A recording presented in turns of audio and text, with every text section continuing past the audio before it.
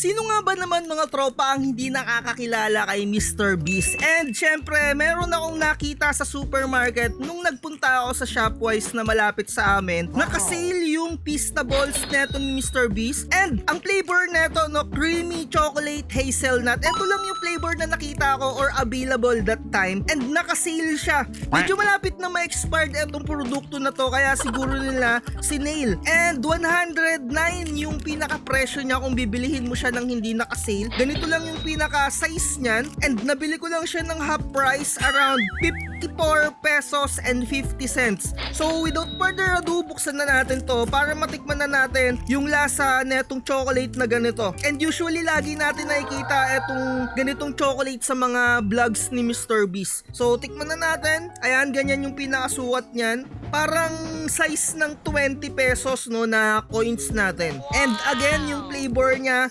creamy chocolate hazelnut.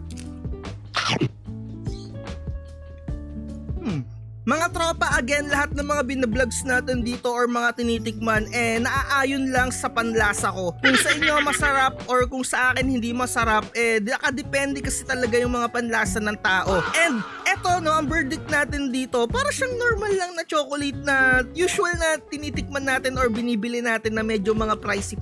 Para sa akin, wala siyang boom. Alam mo yung parang hindi ako nagulat sa lasa niya. Medyo yung expectation ko, alam mo yung medyo bumaba. Para sa akin, kung bibili pa ako ulit nito, siguro mas gugustuhin ko pa yung sneakers sa pinaka-presyo niya na 109.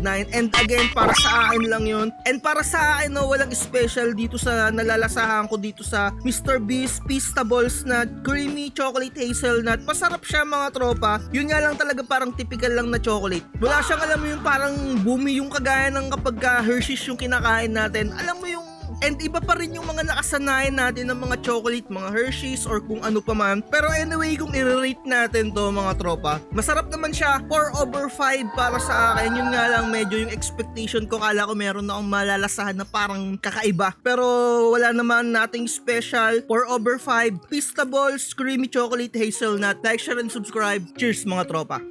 Sabay-sabay tara, tikman natin sa bawat shadow sa hanggat sa kaya natin. Mga bote at baso, puno ng alak, walang susuko, basta't lahat malakas. Tikman natin lahat yan, hanggang sa magdilim na di pa rin bitawan. Sige, ituloy.